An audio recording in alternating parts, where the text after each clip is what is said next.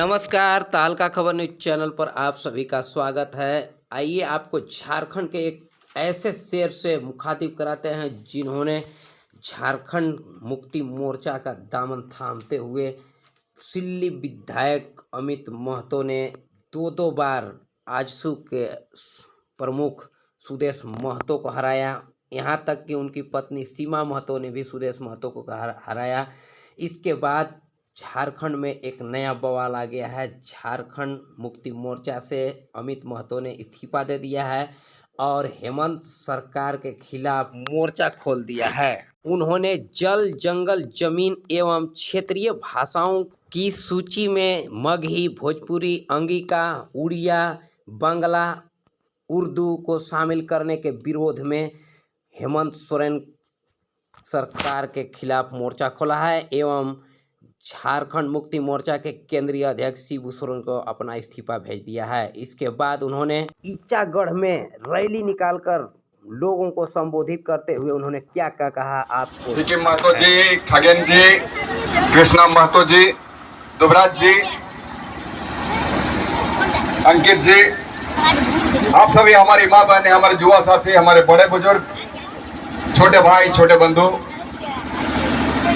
सबों को हम जोहार कहते हैं। जोहार। अब उसके बदले और कुछ कहे? खतियानी जोहार, खतियानी जोहार। भाई खतियानी जोहार हम कह रहे हैं। खतियानी जोहार, बिल्कुल खतियानी जोहार हम इसलिए कह रहे हैं कि हम खतियानधारी हैं और जो खतियानधारी है वही हमारे झारखंडी है। हम लोग आज तक इस झारखंडी की परिभाषा को परिभाषित नहीं कर सके। हमारे झारखंड के बड़े 21 साल हो गए और 21 सालों में हमने बहुत लोगों की सरकारें देखी है। भारतीय जनता पार्टी की सरकार देखी है ना, आजसू पार्टी की सरकार देखी, उनकी भी सरकार देखी, कांग्रेस की देखी, राजद की देखी और वर्तमान समय में झारखंड मुक्ति मोर्चा बड़े भाई हेमंत जी की सरकार देख रहे हैं। भाई इन 21 वर्षों ने किसी भी हिमाकत नहीं किया कि हम झारखंडी को पहचान दिलाए। क्या किया इन लोगों ने? पहचान मिटाने की साजिश रची। और ये साजिश रचने वाले कौन है? ये जो बड़े लीडर कहलाते हैं।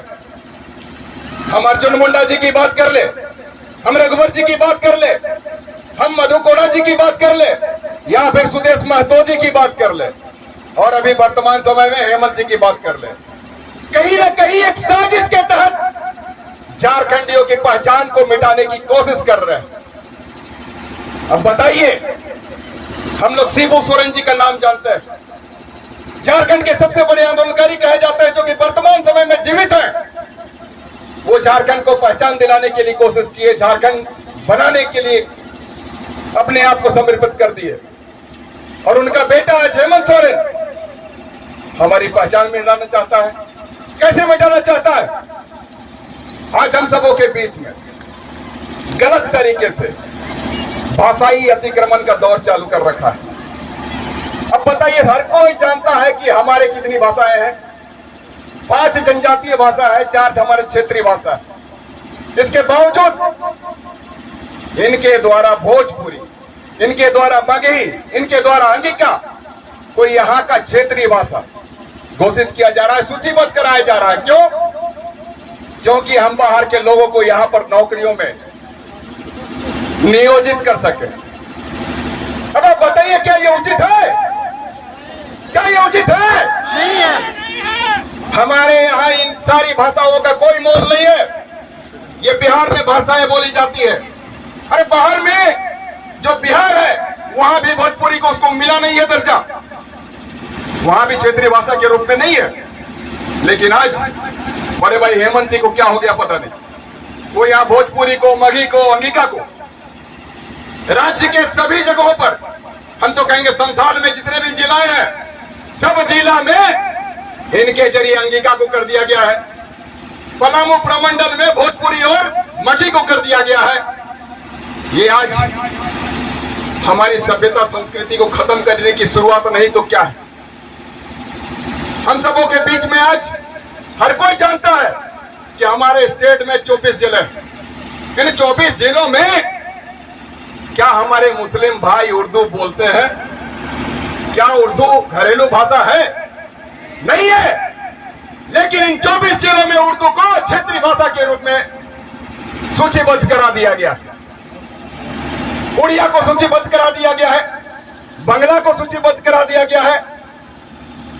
तो ये हम सबों के साथ में नाइंसाफी है।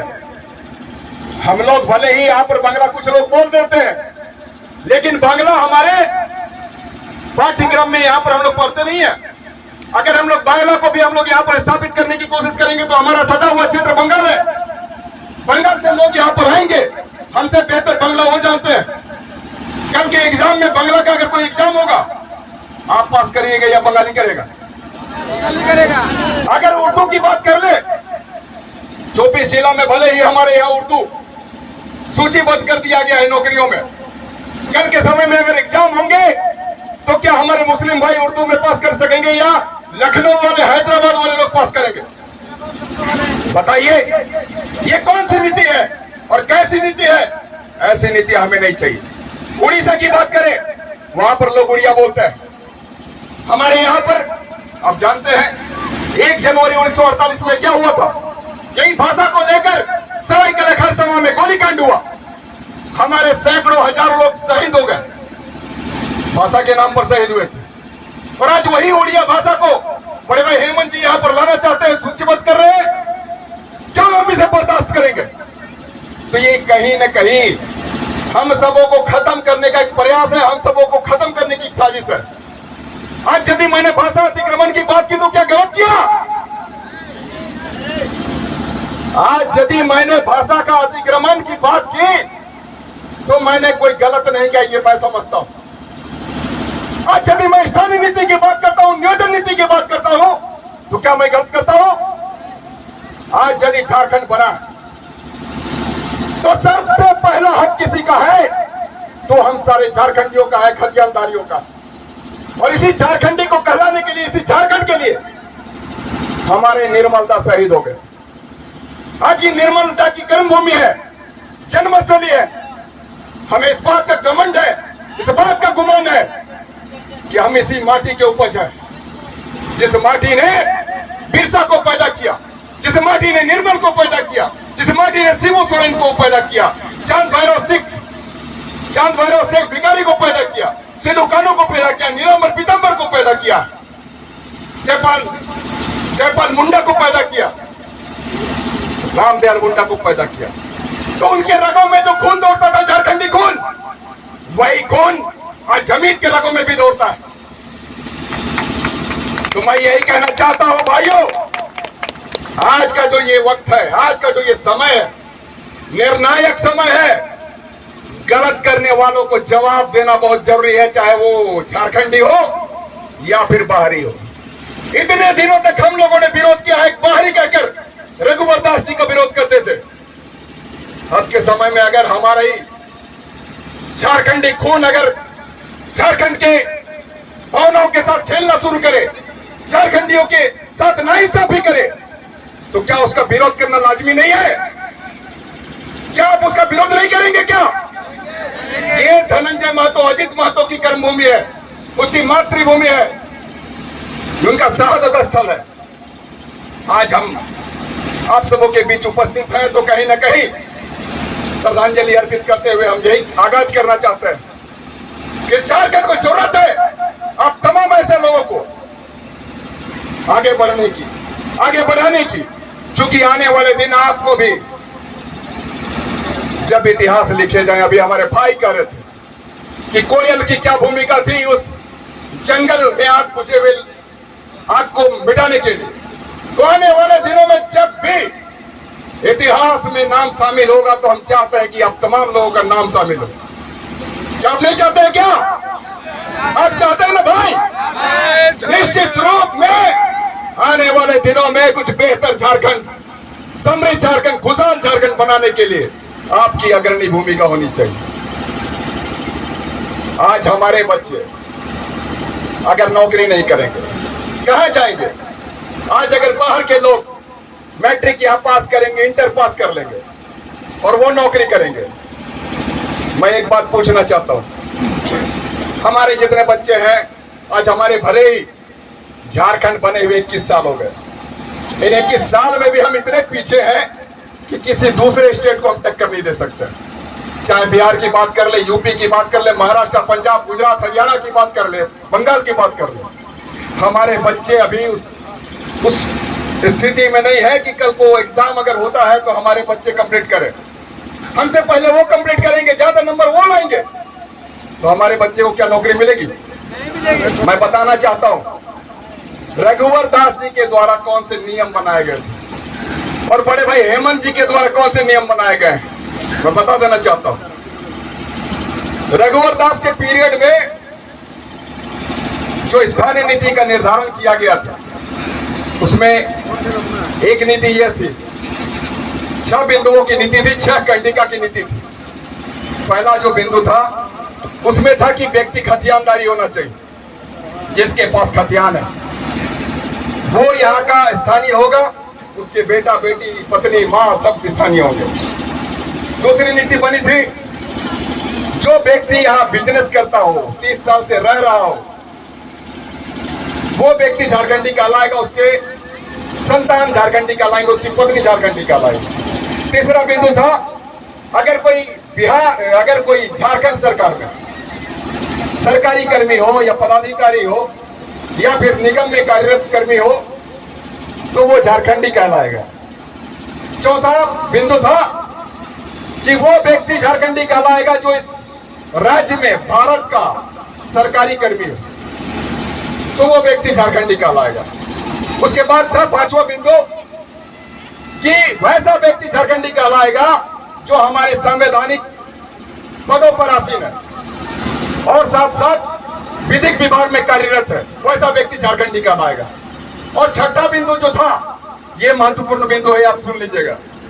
छठा बिंदु था जिसमें रघुवर दास जी के द्वारा कहा गया था कि झारखंडी वो व्यक्ति होगा जो यहाँ पर पैदा होगा और पैदा होने के साथ साथ 10 क्लास तक की पढ़ाई पूरी की हुई होगी या फिर उसके समकक्ष पढ़ाई की होगी, तो वो झारखंडी कहलाएंगे।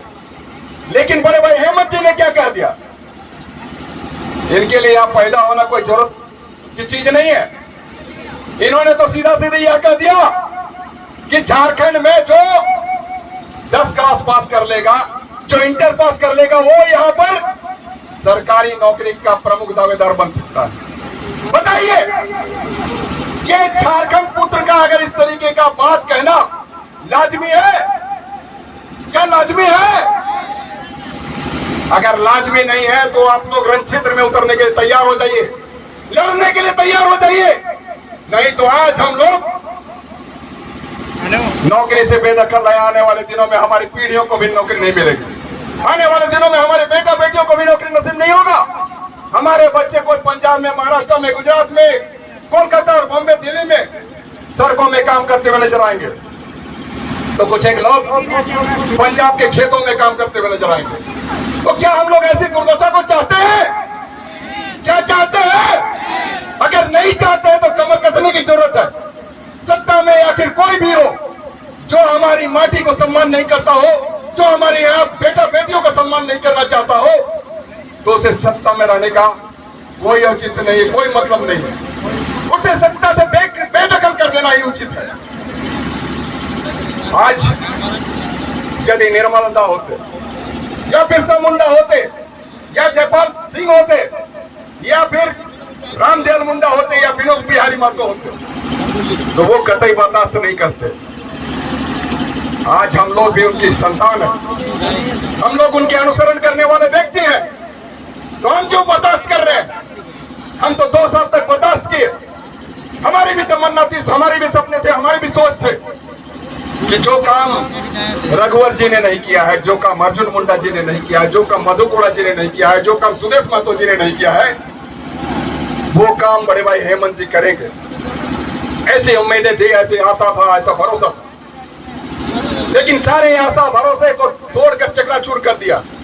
इन 2 सालों तक मैं गूंगा बनकर चुपचाप देखता रहा, यही सोचकर कि अब कोरोना पीरियड है, छटेगा हटेगा तो हमारे यहाँ पर नौकरियां सृजित की जाएगी, हमारे यहाँ के बच्चों को रोजगार से जोड़ा जाएगा, बेहतर स्थानीय नीति बनेगी, बेहतर नियोजन नीति बनेगी। लेकिन ये नहीं संभव हो सका। हमने बड़े भाई हेमंत जी को सैकड़ों बार मुख्यमंत्री बनने से पहले कहा है और मुख्यमंत्री के बनने के बाद पर्सनली भेंट करके हमने 4 से 5 बार इन्हें कहा और यही कहा है कि आने वाले दिनों में लोग आपको एक बेहतर मुख्यमंत्री के नाम से जाने, कुछ ऐसा काम करिए। यहां हम सबों के बीच में बेहतर स्थानीय नीति लाए, बेहतर नियोजन नीति लाए जो कि खतियान पर आधारित हो। हमेशा उन्होंने हामी भरी, किंतु ऐसा नहीं हुआ। ये तकलीफदेह बात है। तो भाई मैं तो यही कहूंगा, कल के समय में कोई हमें यह ना कहे कि जिस तरीके से महाभारत में आप लोगों ने देखा होगा, सुना होगा, द्रौपदी का चीरहरण हो रहा था और वहां पर बड़े बड़े योद्धा, चाहे कर्ण की बात करें या भीष्म पितामह की बात करें या जरासंध की बात करें, सारे के सारे लोग सर झुकाए बैठे थे और दुशासन उसका चीरहरण कर रहा था। बहुत तकलीफदेह बात है। कल की स्थिति में कोई ऐसा व्यक्ति हमें कोई कहता नहीं कि अमित ने भी चुप्पी साधी हुई थी और हेमंत सोरेन की एक एक गलत नीतियों में उसका साथ दिया। इसीलिए मैंने इस्तीफा दे दिए और इस्तीफा देकर आज मैं आप लोगों के बीच से ये आगाज करता हूं कि जब तक ऐसे गलत लोगों को हम लोग झारखंड में पनाह देते रहेंगे, इस सत्ता में सत्तासीन देखते रहेंगे, झारखंड में झारखंडियों का भला होने वाला नहीं है। एक एक व्यक्ति जो हम सबों के हित में फैसला लेता हो, जिसे हमारी हित की चिंता नहीं है, जो झारखंडी भावनाओं के साथ खेलता हो, वैसे लोगों को सत्ता से बेदखल कर देना है। ऐसे लोगों को सामाजिक बहिष्कार करना है, गांव में घुसने की इजाजत नहीं देनी है।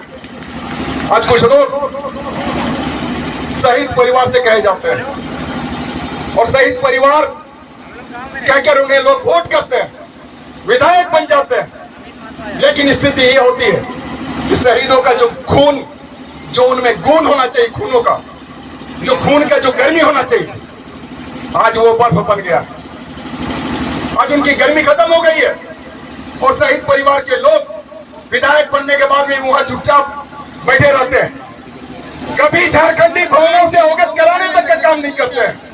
कभी ये नहीं बताना चाहते हैं कि हमारे निर्मल बाबू का क्या सपना था, विनोद बाबू का क्या सपना था। वैसे लोगों को भी आपको बहिष्कार करना है। निसंदेह जमाना याद करे आपको कि आप भी इसी कर्म भूमि से पैदा हुए हैं। आपकी भी यही जन्मस्थली है जहां निर्मला महतो पैदा हुए, जिसको उन्होंने कर्मस्थल बनाया, जहां अजीत महतो, धनंजय महतो जैसे वीर संतान पैदा हुए। ये अपनी मातृभूमि है, ये आपकी पहचान है। मैं दिल्ली से आता हूं, मैं तो ये सोचकर गौरवान्वित होता हूं कि ये झारखंड हमारा, झारखंड में एक से एक बढ़कर वीर पैदा हुए हैं और यही हमारी प्रेरणा स्रोत है। चाहे बिरसा मुंडा हो, चाहे सिद्धू कानू हो, चांद भैरव हो, नीलांबर पीतांबर हो, या फिर रामदयाल मुंडा हो, जयपाल मुंडा हो, जयपाल सिंह मुंडा हो, या फिर हमारे निर्मल महतो हो, शिबू सोरेन हो। तो आप तमाम लोगों को मैं यही कहना चाहता हूं, भाइयों बहनों, कि आप लोग आगे बढ़िए। निश्चित रूप में जिस तरीके से लोगों को कभी ये पता नहीं था, कभी सोचते नहीं थे, सिर्फ सपना ही देखते थे कि हमारा झारखंड अलग होगा, एक नया राज्य बनेगा और हम झारखंडी कहलाएंगे। ये लोग सोचते थे, सपना था ये। लेकिन आज हम तो कहते हैं हम झारखंडी हैं, हमारा ये स्टेट है, हमारा ये झारखंड राज्य है, हम कितने गौरवान्वित होते हैं। लेकिन आप महसूस करके देखिए, जिस दिन हमारे झारखंडियों को उचित मान मिलेगा, उचित सम्मान मिलेगा, जिस दिन हर एक जगह तवज्जो मिलेगा, जिस दिन हर एक नौकरियों में हमें वरीयता सूची में रखा जाएगा, उस दिन आपको कितने अच्छे लगेंगे।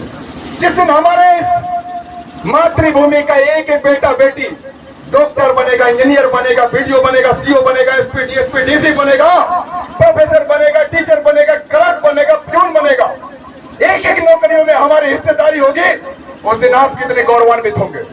अभी भी हम बात करते हैं वृद्धा पेंशन की, अभी हम बात करते हैं लाल कार्ड की, पीले कार्ड की। अगर ये सारी व्यवस्था हम सबों के बीच में आ जाएगी कि हमारा बच्चा लाख, 1.5 लाख, 2 लाख रुपए कमाएगा, तो हमारे लिए क्या गर्व का विषय नहीं होगा? अगर तमाम लोगों को मैं ये कहना चाहता हूं, मेरे हाथ में ये कागज है, मेरे हाथों में एक है संगीता तिवारी और दूसरी है चंदा कुमारी। एक कागज है धनंजय कुमार पांडे जी का। ये तमाम लोग हमारे झारखंडी नहीं हैं, और झारखंडी नहीं रहते हुए भी इन लोगों ने तमार क्षेत्र से अपना रेसिडेंशियल सर्टिफिकेट बना लिया और अभी के समय में वो नौकरी कर रहे हैं। बताइए इससे बड़ी विडंबना क्या होगी? बाहर के लोग यहाँ के रेसिडेंस बनाकर यहाँ नौकरी कर रहे हैं और हम जैसे लोग पलायन कर रहे हैं, विस्थापन का शिकार बन रहे हैं। विडंबना नहीं तो और क्या है? इस तरह से सुना आपने झारखंड मुक्ति मोर्चा के पूर्व विधायक सिल्ली विधानसभा के अमित महतो को, जिन्होंने झारखंड के लोगों के लिए ओजस्वितापूर्ण भाषण दिया एवं झारखंड सरकार को करारा झटका दिया है। खबरों में बने रहने के लिए सब्सक्राइब करें तहलका खबर न्यूज चैनल को और प्रेस करें बेल आइकन, जिससे इस चैनल से जुड़ी हर तरह का नोटिफिकेशन आप तक सबसे पहले मिले। साथ ही साथ वीडियो को लाइक करें, कमेंट करें और शेयर करना न भूलें। धन्यवाद।